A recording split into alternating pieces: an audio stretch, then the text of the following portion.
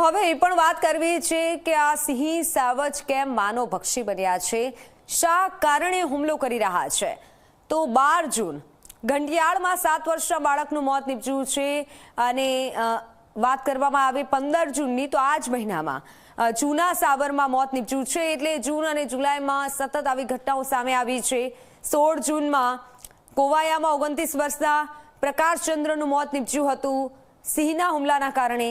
ગઢડામાં નાગજી ગુજરિયાનું મોત 17 જૂનના દિવસે થયું હતું, સિંહે હુમલો કર્યો અને મોત નીપજ્યું। 24 જૂન જ્યારે ચતુરીમાં 5 વર્ષના બાળકનું મોત થયું હતું, 5 વર્ષનું જે બાળક જેના કારણે હુમલો થયો હતો અને આ જે ઘટના બની છે અને તેને લઈને અનેક સવાલ ઉઠી રહ્યા છે। જે વાત કરવી છે 9 જુલાઈની, આ મહિનામાં અંટાળિયામાં સોહિલ મેમણનું મોત નીપજ્યું હતું સિંહના હુમલાના કારણે। સિંહના જે સતત હુમલા વધી રહ્યા છે જેથી અનેક સવાલ પણ ઉઠી રહ્યા છે।